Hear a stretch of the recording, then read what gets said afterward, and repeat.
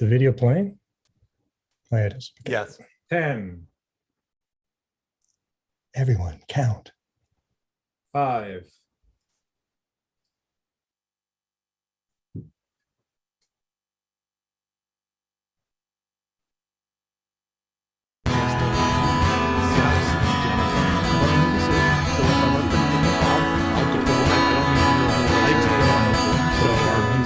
Yeah, well, you know, that's like just your opinion, man. Welcome, welcome, welcome. So I seem to have pulled that off somehow, some way. No thanks to Brian. Hey, everybody. Welcome back. This is the second Brianless audio opinion show. We got a group of energetic and enthusiastic and highly talented audio professionals here with us today. And yeah, we're going to have a chat about audio stuff. Did you say Brianless or brainless? Depends on if you spell it incorrectly or not. My gosh. Well, as you know, everybody gets a chance to talk. And we first of all have to hit our first poll. And Ed, one day you're going to show me how to get this so that everybody in the video can see it as well. Our first poll is, like last week, not key TV shows this time though, but Canadian movies. So if you guys can see that, we're trying to figure out what the best Canadian movie was of all time. You're already missing some of the great ones. I know. This is actually Ike helped me with this list. Some of these I haven't even seen. Edited it. Edited it. Wait, is this a trick question? There might be a trick question. Well, the full question about the Princess Bride was the Princess Bride because of, Inigo, Manitoba. But that got edited. So Manitoba. You see, I thought Mandy Patinkin might be Canadian or something. That's no. what the point of it all was. I'm sure someone on the cast, especially the crew, had to have been born in Canada. Yeah, one or two of us. Strange Brew wasn't on there, and Strange Brew is really the best Canadian. Oh, Bob and Doug McKenzie. Yeah. And I forgot to vote. You're in at a time. So yeah, a couple of those aren't even Canadian, like Princess Bride and South Park movie, but you guys figured that out. Kind of evenly split though between Fubar and Canadian Bacon. Nobody liked The Great Outdoors as their favorite. I thought that was a great John Candy movie. Whether it was Canadian or not, I'm not sure though. Even though it had John Candy and a bunch of other Canadians in it. So there you go. We have a tie between Fubar and Canadian Bacon. Anybody who can't see my I will admit I don't know what Fubar is. Are we I know what the word means. I just don't know the movie. You should check it out. It's an acquired taste. What about Slapshot? What about Goon? Okay, wait. Slapshot was not it's a great movie. It's a fantastic movie. It's not a Canadian movie. But it was it was shot in Pennsylvania, but there's a lot of Canadian starring players. Paul Newman, but yeah, the Hanson brothers were in it. Putting on the foil, coach. Oh yeah. Yeah, you don't mind if we set up the racetrack, do you? It's an honorary Canadian movie because it's about hockey. Exactly. Yeah. Well, I'm glad you called it hockey and not ice hockey like some people do.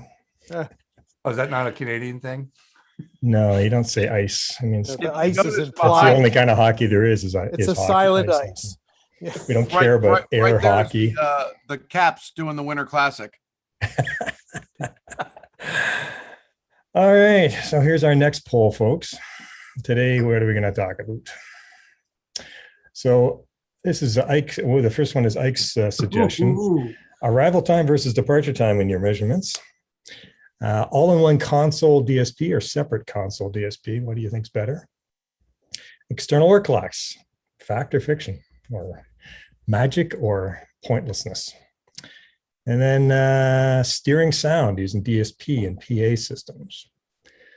And put in place your votes, folks.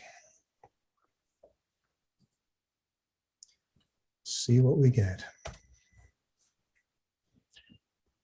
Still waiting for one more, I think, or two more. Let's see. There we go. We've got everybody. And shall share the results. What do you know, Ike? You picked the one that everybody wants to talk about. All right. Arrival time or departure time? Much as I wanted to talk about steering sound, but Dave, you and I will talk about that at another time. Okay, so arrival time and departure time. Hopefully, Oh, I like that. I What didn't shall we even talk a boot? Nice. I didn't even know what Ike was talking about when he said we should maybe talk about this. So I'm not really a guy who uses smart and does a lot of that kind of stuff. I just end up reaping the benefits of the smart people that do all that work and set that stuff up and make everything sound beautiful. So I'm going to have to get you, Ike, to start this because you were the one that wanted to speak so badly about this particular topic. I want to speak as badly as I possibly can, and poorly express myself. Yeah. Anyway, great. Well, thanks. I will try and elaborate here. So we sort of touched on this a couple of episodes ago about my thing about the sound systems having been around for 100 years and humans orating to humans for 5,000 plus years in beautifully designed amphitheaters and so on and so forth. And every time I hear this thing about you can't align the PA system for anything more than one seat really, and everybody, if you don't like it how it sounds here, go sit over there and all that stuff, I disagree with that theory. And the reason is that what I say is happening there is that what people are measuring with their expensive Earthworks measuring mics or whatever they're using is they are measuring arrival time, because they are measuring when the sound, the pink noise or whatever coming out of the PA system is hitting that microphone. But what it is that we're actually trying to calculate with all this is departure time, is the time when the signal leaves each set of speakers. We're trying to electronically match that up so that acoustically it forms one waveform. And what the arguments that are often put out is, well, you have to pick a frequency that you want to do that, because sound travels at different at different speeds at different frequencies.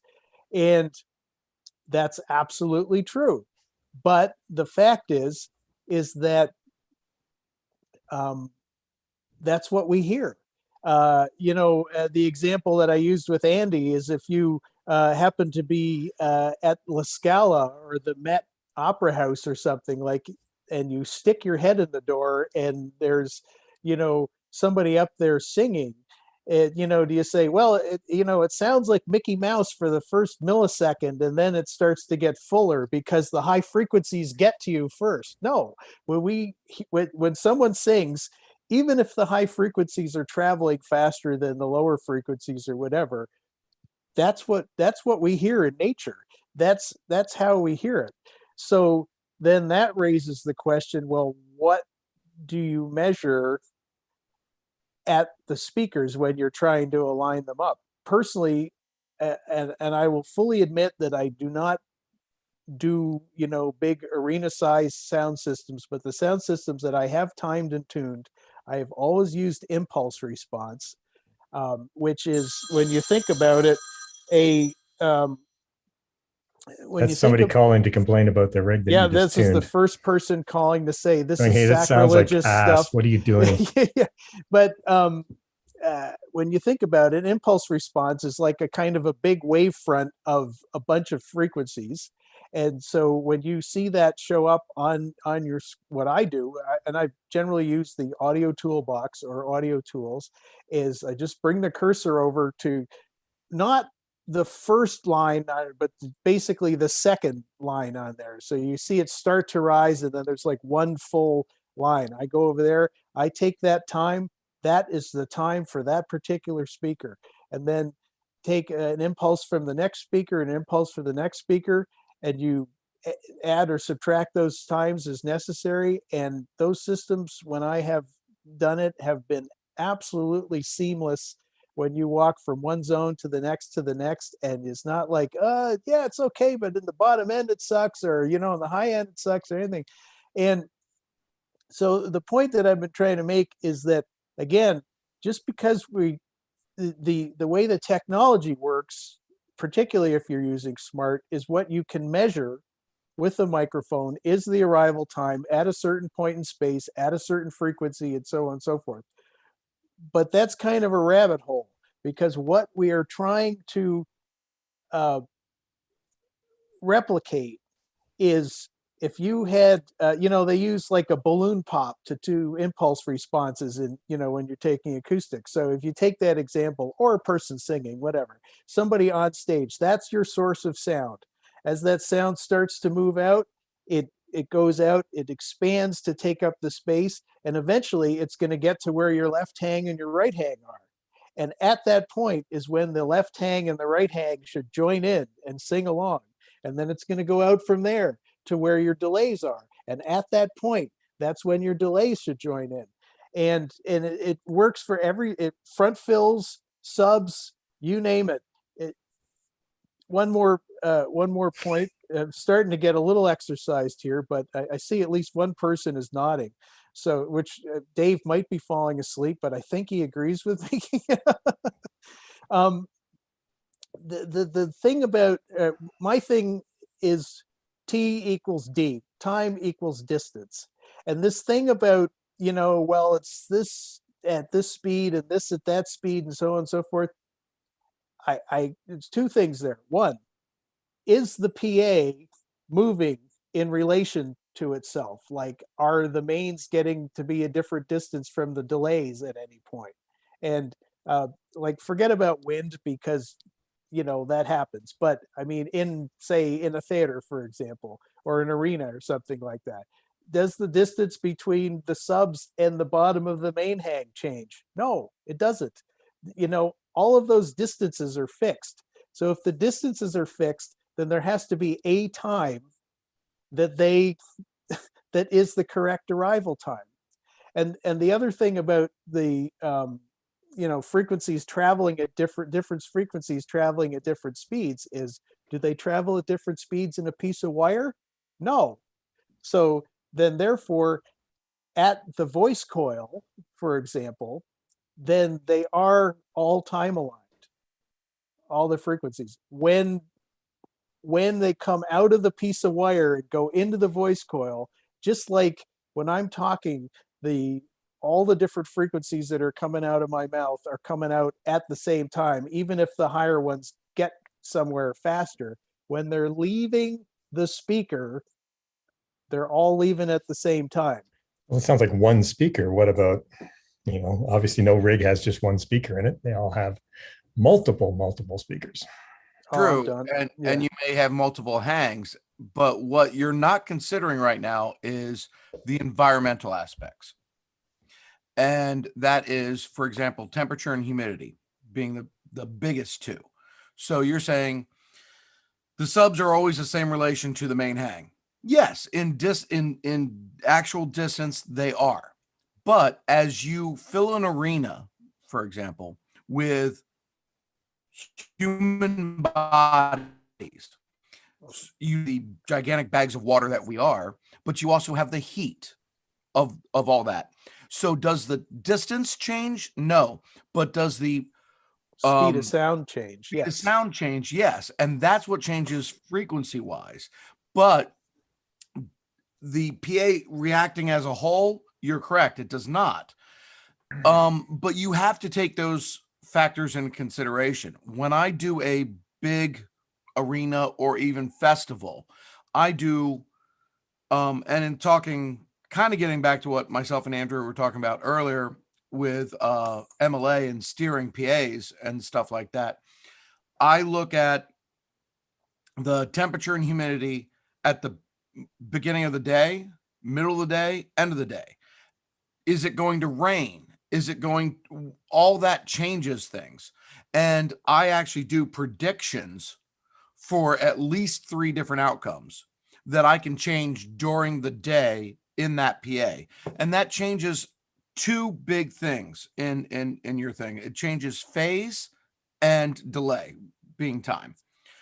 When you're looking at timing a PA out, not only with subs, front fills, mains, side hangs, delays, all of that, when you shoot it originally in whatever environment that you're in, that should be accurate, yes, at that one mic position, but across that spectrum of seating.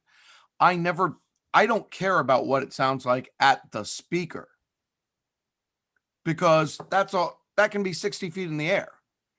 I care about what it sounds like at the listening position, which gets into a lot of the steering PA aspects of it. But that's where I want to time and my time to be correct. So when you have a main hang and a side hang, and you find that place where they come together, that's that's where I want to time the two. So I can get a really good solid signal from the mains and a really good solid signal from the side hang. And I want to time them together in that position, so that as you walk across that entire spectrum of seating, not not the entire height of the array, but the spectrum of seating, your time should be accurate. Yeah, I had a agree. Yep, go ahead. Oh, I just had a question for Dave. How much of a difference in temperature? We'll just use temperature because I don't want to bring in too many things like humidity, but how much of a change in temperature before you would actually make a change to your delay settings?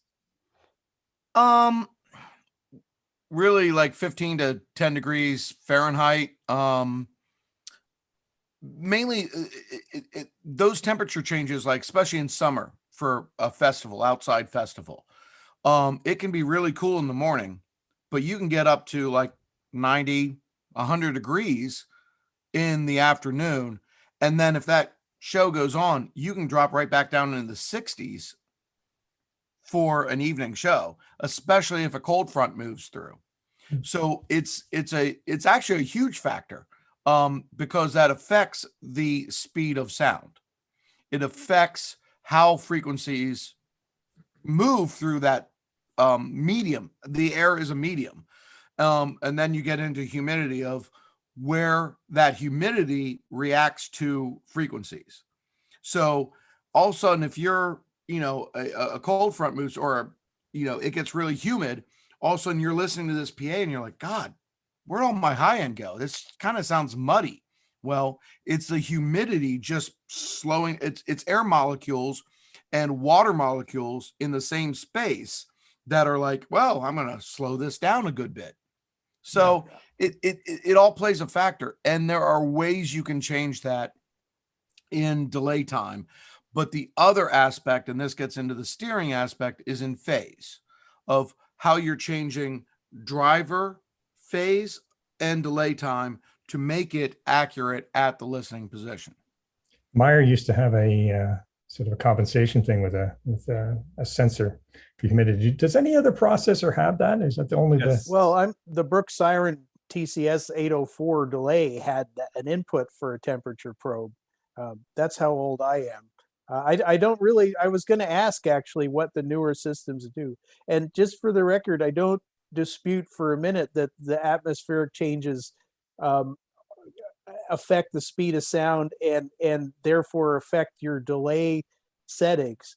But nor was I arguing that I want it to sound great right at the speaker. What I was saying, my point was that when it's leaving the speaker at the right time, that when it gets to the people in the seating, that it's going to arrive at the right time acoustically, so it makes sense. That was my point. Not that it should sound great with your head stuck in the.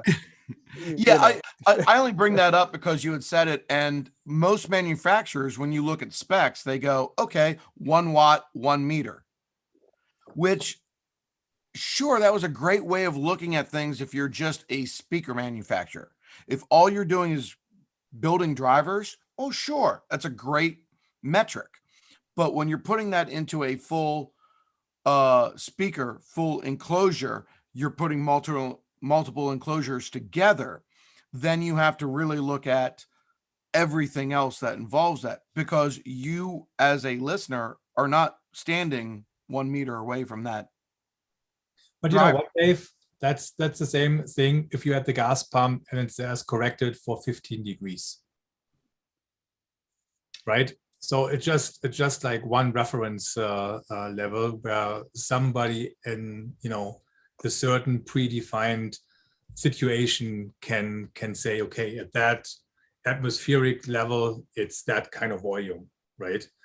But I would be interested in, like you say, regarding MLA, like I'm not familiar with MLA at all. I'm coming from more from the DNB family side.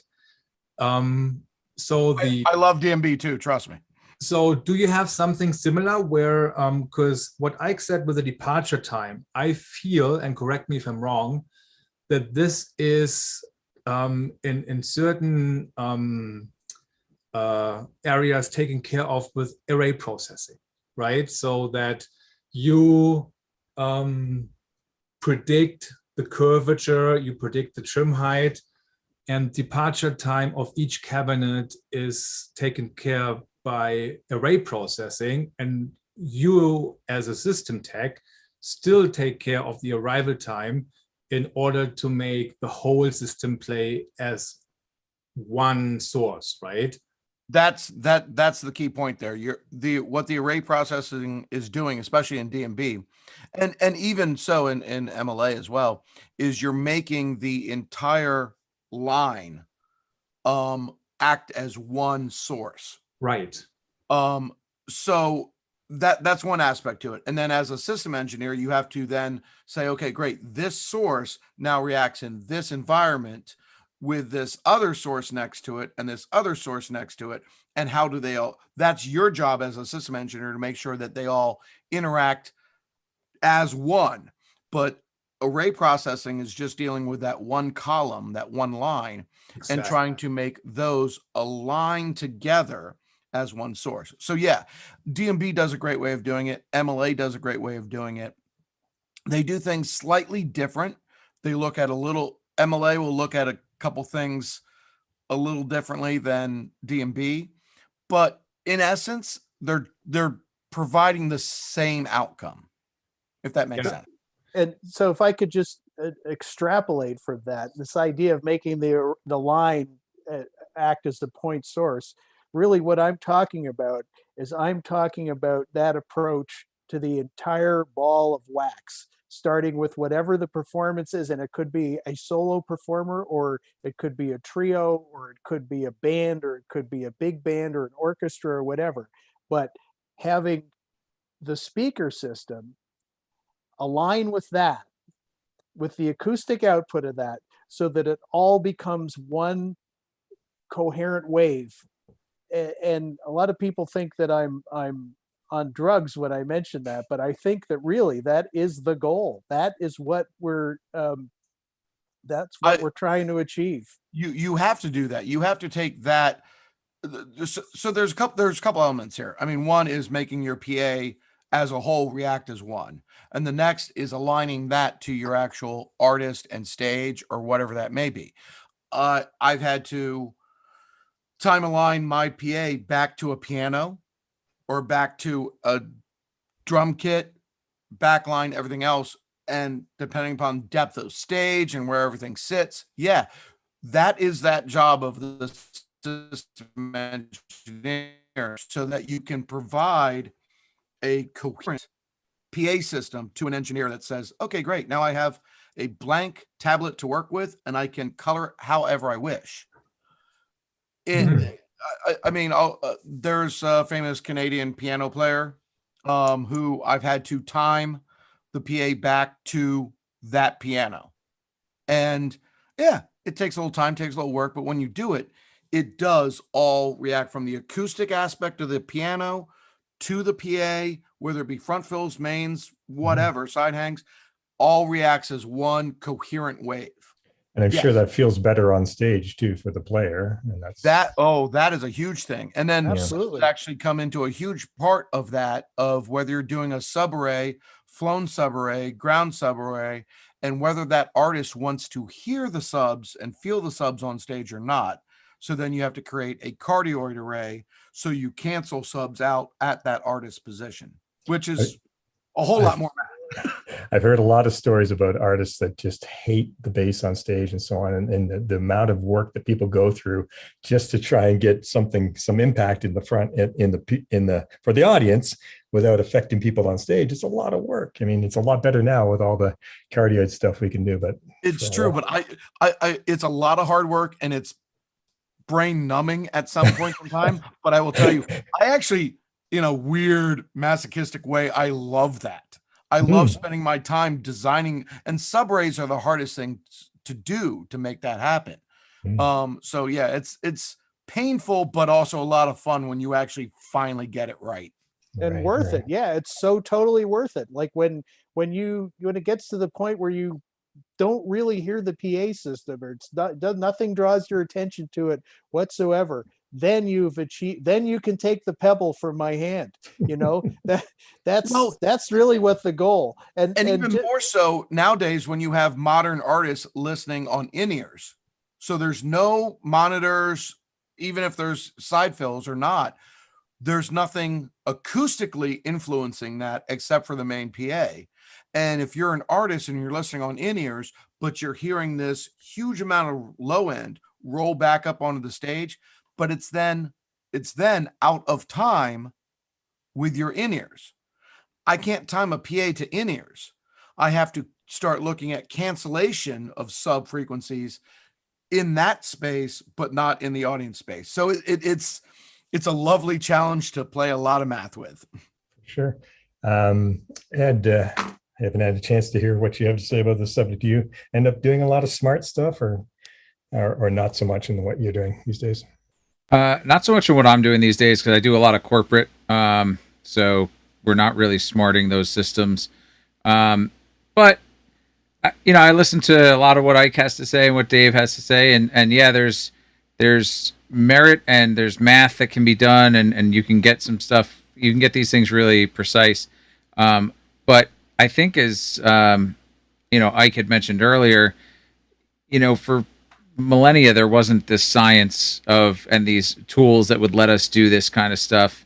And I think you can drive yourself a little crazy with it, and thinking about concerts that I went to when I was young, and this was not as precise in that time. And those concerts still sounded great. I think people do drive themselves a bit nuts with this. And, even when I was doing a lot of sound with my own rig, I would delay my PA to my back line. So I would just do that with a simple measurement. I would say, okay, well, the drum set, the guitar amps, they're all 22 feet from where the front line of my PA is.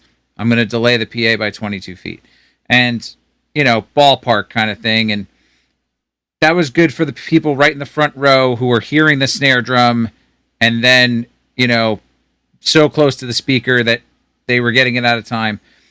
But they were still even acoustically within the Haas effect. So it's like, how much of that did I really have to do? Because psychoacoustically, they were going to perceive it as being the snare drum from where the snare was anyway, So yeah, I think we drive ourselves nuts, and we try to do these things, and it's super cool when we can, because we're like, we get to be that smug sound guy, like, hey, I can do this, and I know all the math, and I can show you on this scope and in Smart how phase aligned. I don't have any wraps, and it looks super awesome. But quite honestly, I think people drive themselves really insane with it. But people who are passionate about their work are going to go to the extreme. Like they're not going to concern themselves so much in what they're being told to do or what the audience is looking to do. They want to do it for themselves, to go, this is the best I can possibly do. Right? Absolutely. But again, best you can possibly do is absolutely a metric you can measure.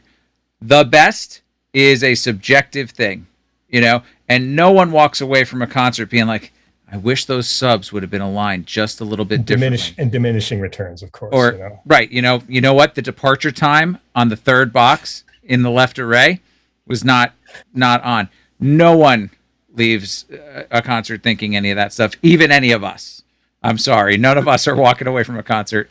You are 100% correct, Ed. Right. I remind people a lot of times when people really start delving into it and get like their brain completely scrambled into smart. And I love smart, but you have to realize it's just a tool. It's just a wrench or a Phillips screwdriver for audio. Use it as such. You can't base your entire life around it, because the other thing that people do is they only look at smart and they never take a step back, pull up a track on the PA and listen to it.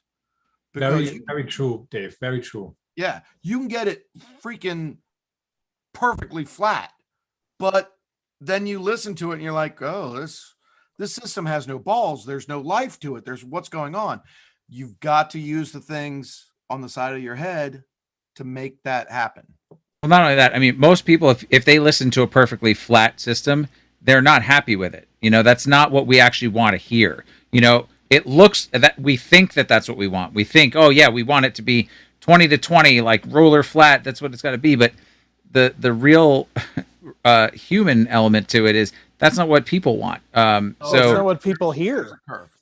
Right. It's not what we hear either, but Yeah. it's definitely not what we want. If you put like perfectly flat, someone in a room with a tuned studio rig, everything's perfect. There's a perfect listening spot, and you just played everything that they are used to listening to. They'll tell you something sounds off or something sounds wrong because they spend their time listening in their car and their car isn't flat, or their home setup and that's not flat, or in earbuds, which are certainly not flat, and and actually use the chambering of your ears to create false low end to make you feel like there's more low end than there is. So there's all sorts of things at play that we can't really quantify, and all the math in the world, it's just still not exactly what you want. The other thing about it too, Ike mentioned like, oh, you can only measure for one spot in a venue earlier, and anything that moves on stage, those impulse responses, you pop that balloon on stage. Well, now move 15 feet stage left or stage right, and the distance to your hangs is different. So you're it's an what's like immeasurable amount of variables, and we haven't talked about height. We don't perceive height so much, but it plays we don't perceive when things are up elevated or below as easily as we do left and right. But that obviously changes distance, changes time relationships, how far things are away from our speakers. So all of this, like I said, you can drive yourself crazy with. And what's the best? It's, you can't, what's the best for you? And the biggest thing I see with people with smart also is not collecting great data and interpreting the data that they have. So if you're making decisions based on inaccurate data, then you're making bad decisions, no matter what it is. If your data set isn't good, and what's to say what data set is better than another? A single mic? Do you do a collection of mics? I forget what it's called in smart, where you do the averaging. Do you put 5 mics out in a section? How do you measure it? When you do your sub-alignments, do you put your mic on the floor so you're not dealing with floor bounce also? There's that could be an hour debate easily between the right people. So it's right there with where do you measure subs is a huge debatable factor multiple times. I've had that debate with engineers. I can tell you how I do it, and that's only because I'm always the system engineer for some other person mixing, and it's always some guest engineer who I want to make a point about that. One of the key things is the relationship between the system engineer and the mixer. If you're coming in, this is a guest mixer, not somebody you normally work with all the time, you may have to prioritize things more for his position than you really would like to for the audience, because he may not care what the audience hears. He's just coming in to do his show. Hopefully he's a little smarter than that, but lots of people will get upset if they doesn't sound the way they want it to sound at their spot. And that's what happens a lot of times in festivals. I mean, all the time in festivals. So and just as a rule of thumb, I try to time my subs right at the mix position so that I know it's right for him. the guy who's her. actually mixing the show, or him or her. Yeah. The person who's mixing the show, it's correct time wise. Now I know as you move across, depending upon how you have a subarray or subs left or right, or what kind of processing you're using on them, you can have nulls, you can have voids, you can have power alley, all of that kind of aspects. But if I can get it timed right for the person mixing in a larger festival thing, then I know I have some barometer to work with. If it's an artist I know and the engineer I know, then I can work my way out from there. Of course, And of course. that assumes you have a system tech, because most of us don't have a system tech. So we're doing it, and we can only devote so much time to it because like the last show I did in a ballroom, the A2 I had was not a very skilled A2. So I had to do a lot of his work for him. So it did cut down my time on tuning the PA. I kind of knew that going in. So I prioritized it. I got some help with that. I reached out to a buddy of mine. I don't know, some of you guys probably know Nathan Lively, but I talked to him about this. I said, I have a band coming in. They just threw at me, and we talked about the order of operations, and that was really helpful. So, you know, I measured the hangs in a quick, efficient way. And when I did this second thing was, and this is to Ed's point about, is your data good? And the way I did that was, I'm like, does it sound better with what I did or not? And I made that determination very quickly. And I was like, oh, good. It sounds better when I made the change. And then I kept going, because then I know, okay, my data's good. So, you know, like some of those decisions have to be made, unfortunately, in the heat of the moment. And I wish I were, you know, I wish I were doing what you were doing, Andrew, where I have a system tech show up and tune the PA for me, and then I can just concentrate on mixing, have fun. Been very spoiled over the years. And now that I'm mostly a monitor guy, I don't care about any of that stuff anymore. But I certainly appreciate the work that goes into it. And in fact, you know, everybody knows the system tech, as far as I'm concerned, is the most important part of the entire crew. Can make or break that whole thing. I've had more issues with monitor engineers than I have with front of house engineers, because you need a Canadian. I know, but we just get along. It's been harder to manage PA to where the monitor engineer is at, for what they're trying to deal with the band and listen to the band. But if there's too much main PA rolling back to the monitor position, where the monitor engineer is trying to listen to, that's another thing. What's your relationship between front of house and monitors? Luckily, when I'm working with people, a lot of times the front of house guy goes, "How is it on stage?" You know, and I'm going to say what the band's going to like long before the band even shows up. I'm going to go, "You're going to have to do something about that bottom end in the middle. It's going to drive the singer crazy." Or where I'm sitting, you know, usually I'll just deal with it. But if he asks, I'll say, "Hey, it's pretty bad where I am. Can we tune that a little? Can we do something?" And a lot of times they go, "Yeah, let me just work on that." And they make it a little bit lighter in the house, but way better on stage. And that makes such a difference. It does. And it's something as a system engineer, you have to consider. I mean, it's great to get it right for the front of house engineer, but the monitor engineer is the one who's actually making sure the band is actually doing what they need to do. So if it's not right there, then it's never, if it's not right at the source, they don't know where the problem is. They're going to come to me and go, "Why my things sound wrong?" They don't know that it's trying. Brings me back to my kind of holistic point in the first place, is that, you know, the band is what the people came to see. So they need to be happy. So you need to have that communication between front of house and monitors. And I just had a little back and forth with Chris Leonard about this. I was listening to one of Russ Long's podcasts about the relationship between front of house and monitors. And it was so great to hear these guys talking about, you know, sometimes like the monitor guy saying, you know, sometimes I'm up there and I go, you know, listen, can you help me out here? Because it's really not good up here, and so on and so forth. And it reminded me of when I was running a sound company in the 90s, and I would advance shows with with touring acts from the States come up, and I'd go, okay, well, that's the PA system, that's front of house and everything, and you want to know what's in the monitor system, and it's so often I got this reply of, nah, that's his problem, I don't care. And I was like, whoa, I couldn't. And so I'm glad that we've kind of moved on from that now.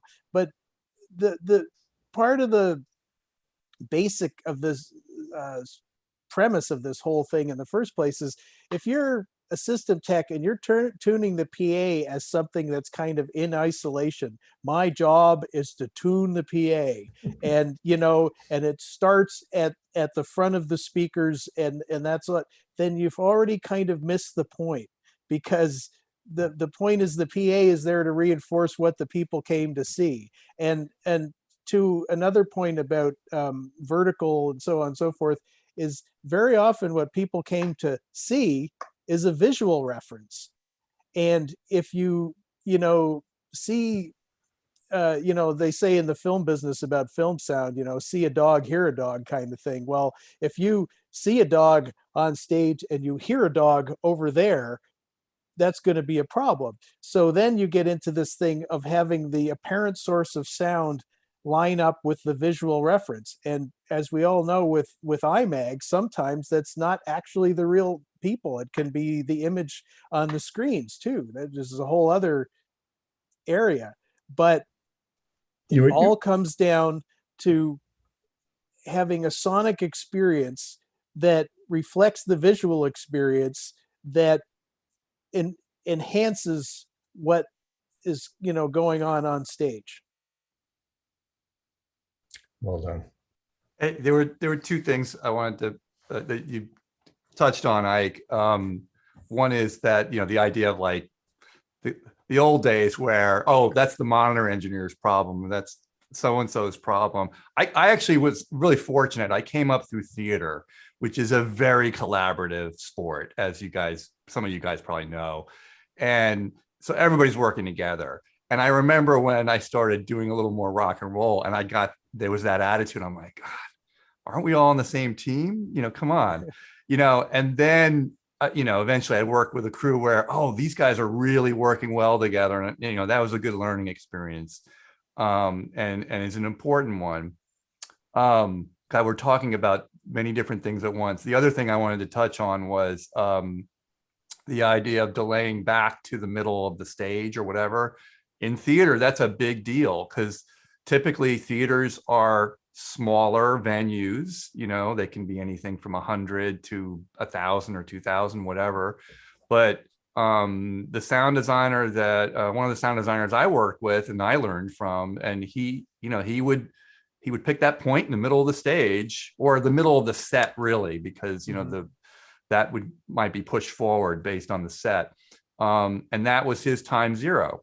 And that made more of a difference for not just the first row or two, but for a lot of the orchestra section, because the volumes aren't as high, and you are getting, if you've got a good actor who can project, that's the thing we all wish for when we're mixing live theater, is someone who can actually, hit the back row with their voice.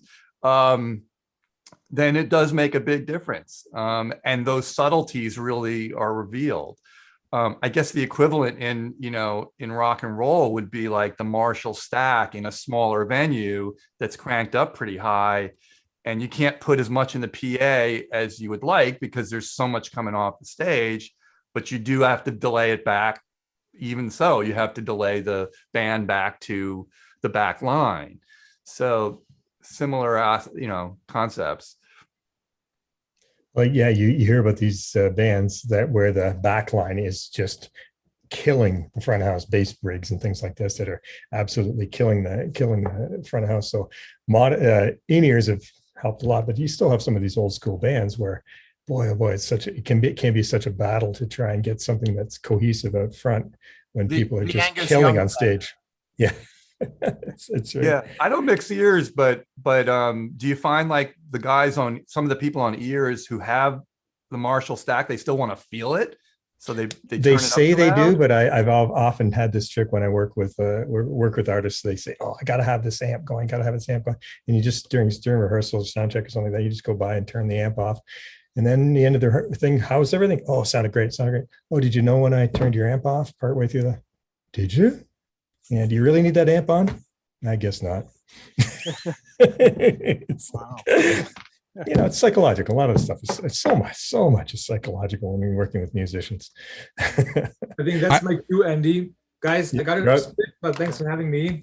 Take care, Toby. Bye, Toby. Thanks. See you later. Later. So back to the theater thing for a minute, if we could. I mean, when I first became aware of this, I was mixing theater. I was mixing the Toronto production of Little Shop of Horrors in 1985. It was a pretty big house, way bigger than the house in New York where the show opened. Probably 750-ish balcony. It was an old movie theater.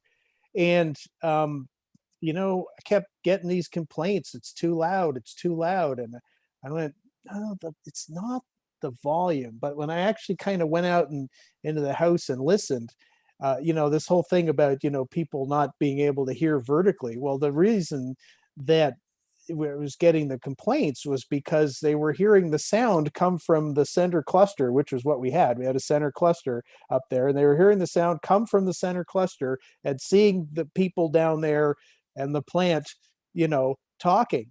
And I just one day, when I figured that out, I thought, well, what can I do about that? And I had an extra delay in the rack, and I inserted it on the actor vocal group.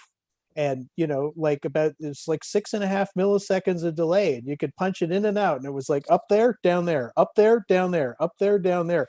And for years, then from that point on, every theater I went to in Toronto to see some other show, and you'd hear the cluster up there, and it wasn't delayed. It was like, oh my God, this is so distracting. And and I tried to tell people about that, and they'd go, it's not a thing, now most people know about that kind of stuff, but that's where I first became aware of this issue. And one thing to do is just close your eyes and listen, and then open them again. It was a revelation to me when I learned that front fills weren't just for the first couple of rows, but also to bring the image down to the stage from the top. And then I started like, oh, okay, I got to wring these out a little more than I normally would to get some volume from it, because some spaces were like that. But that's such a great trick. Yeah. The distracting thing for me watching a show is, and for lots of audience members, is how the video is always out of sync with the audio. And there's nothing you can do about this. It's an unfortunate thing of science that sound will take time to move and video will be instantaneous. So the weird thing about that is the comments I used to get when I was using video for iMag is like, oh, that band, they're just lip syncing, aren't they? It's not real, because the timing would be far enough out that people would go, that doesn't look real what I'm watching, because they're looking at the screens instead of looking at the singer who's literally doing it. With COVID, that's actually been one of the interesting things, because some of us have all moved to doing a lot of virtual events and are just now, thank God, coming back to doing concerts. But in virtual events, when you're dealing with Zoom and everything else, and you're having to, your first focus is lip sync. You have to delay your inputs to line up so that your streaming out is at least in time. And that's been a huge factor. So, all that latency and everything else is a factor that we now have to deal with. Yeah, I was thinking about this the other day with Zoom. Maybe Andy and Ed, you might know about this. The idea that, can you somehow take the audio and put that into, get everybody's individual audio separately somehow, and then mix it together so that you could get the levels right, get it processed right, get it time aligned correctly. Can that actually be done, or you can't really do that with Zoom, can you? Oh, yeah, it's simple. It just takes this thing called money and equipment. Yeah. No, there's maybe when I'm back to work, I can look into that money thing that you're talking about. Yeah. No, there's ways to do it. Just not within the confines of a single Zoom. The way we're doing that on a lot of these virtual events is like with multiple machines and point-to-point connections, multiple Zoom meetings, and then bring it together in a vision mixer, something like vMixer or something, or even on hardware, if if you've got that kind of money to take everything and put it on a switcher and then send a switched feed back. But yeah, it's Zoom. The beauty of Zoom, they want to be the easy video conferencing platform or soft program. They're not really the production. That's not what they set up to be. So they make it easy and they blend everybody's audio and they do a mix minus for you so that you're not hearing yourself back. And that's kind of the maybe beauty it's a of market for a more pro version with more controls. I'm doing a show now. This is the Man in the Kitchen cooking show. Ed knows about it. I'm office hours, but I'm going there tomorrow for a rehearsal. We've been doing it once a week now, but the way that's set up is I go to a facility where they have a bunch of computers and each computer is a Zoom room, and a Zoom room is a little different than a Zoom meeting.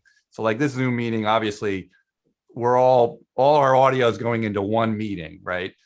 A Zoom room, they were originally designed to be conference rooms that you'd walk into and it would be literally the Zoom room, and it can connect to another Zoom room or a conference somewhere else. So the way they're using it on this show is that there's a chef in Seattle. She's in her kitchen. She's in one Zoom room. That shows up as a pair of inputs on my console. Then there's a guest chef who's in some other city or part of the world. And they show up as another set of inputs on my console. So they all come into the console. All the various locations come in as separate inputs. And we usually do, so we'll have the host chef, we'll have the guest chef, we'll have 3 other rooms that are individual people cooking along.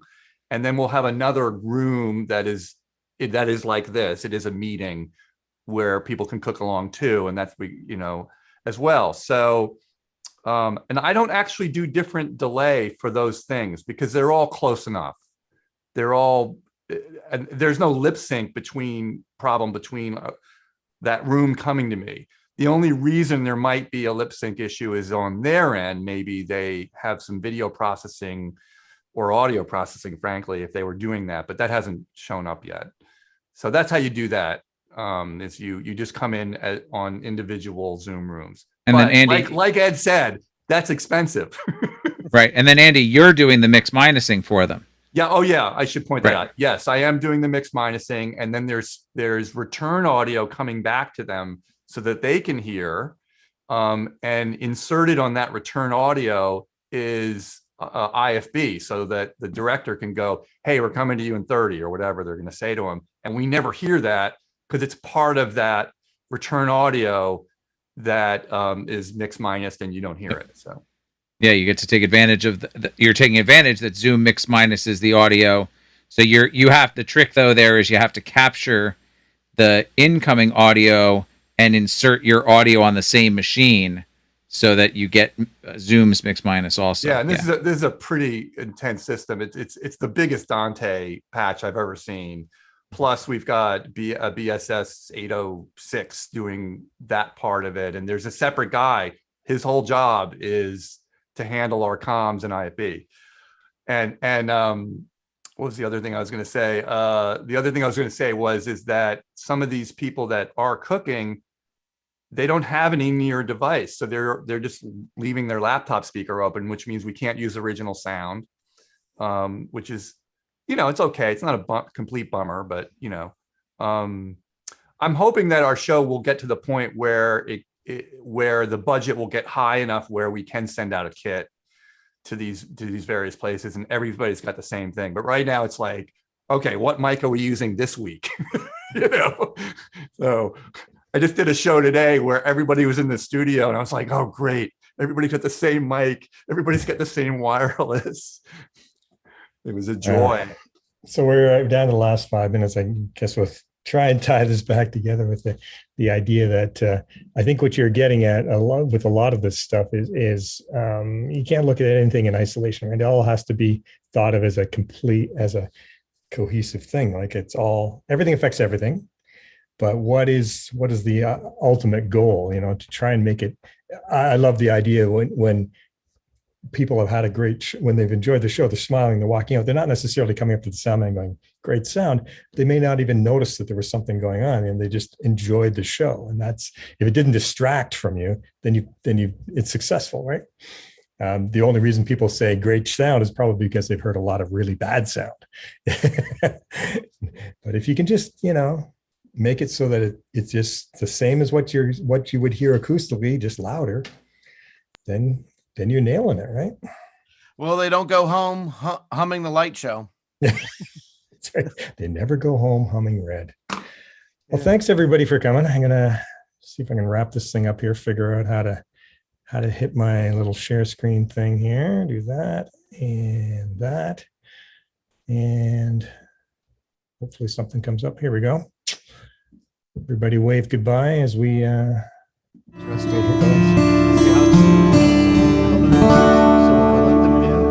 I'll go for it. I don't need to hear a whole rest. Ike's been on before, so. Bye-bye, boys. Have fun storming the castle. Think it'll work? It'll take a miracle. Bye-bye. Bye-bye.